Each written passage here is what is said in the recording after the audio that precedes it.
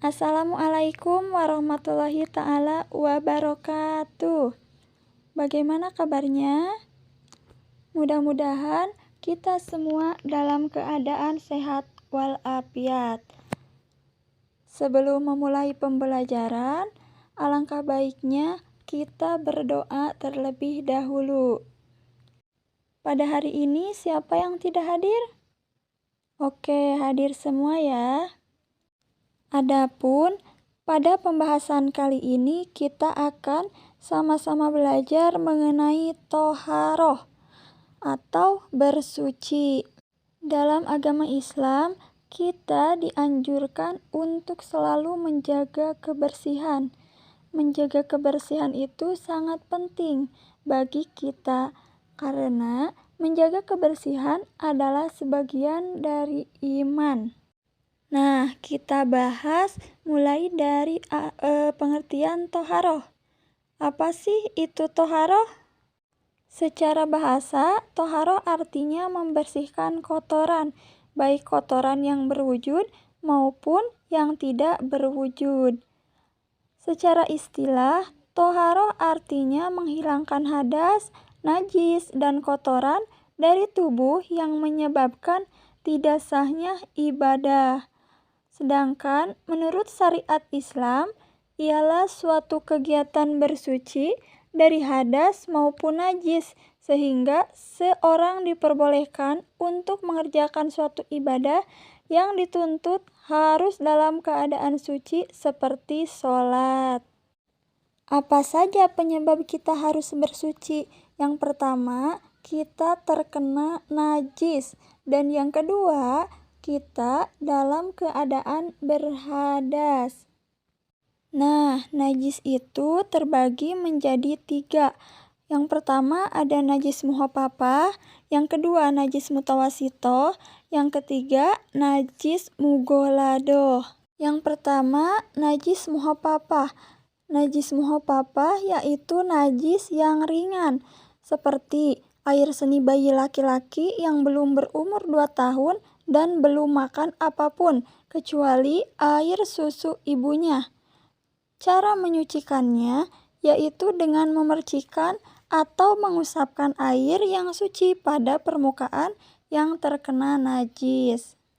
Dan yang kedua yaitu najis mutawasito, yaitu najis pertengahan.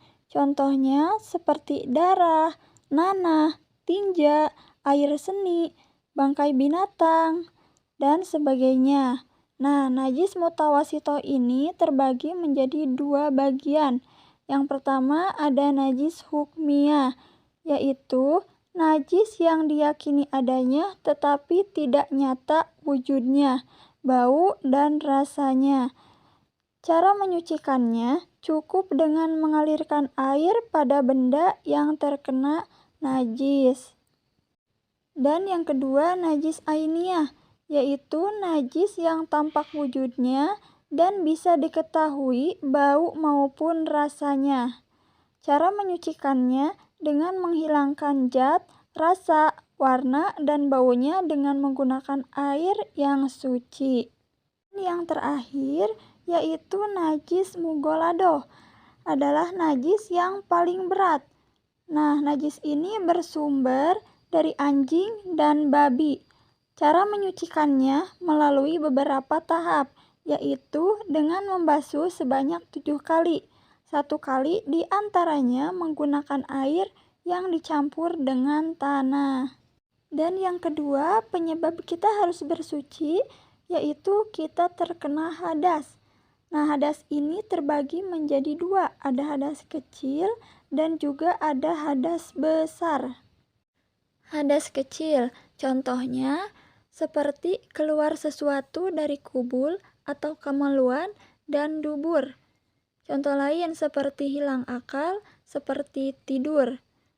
Terus bersentuhan antara kulit laki-laki dan perempuan yang bukan muhrim. Menyentuh kubul atau dubur dengan telapak tangan. Nah, itu contoh hadas kecil. Selanjutnya hadas besar.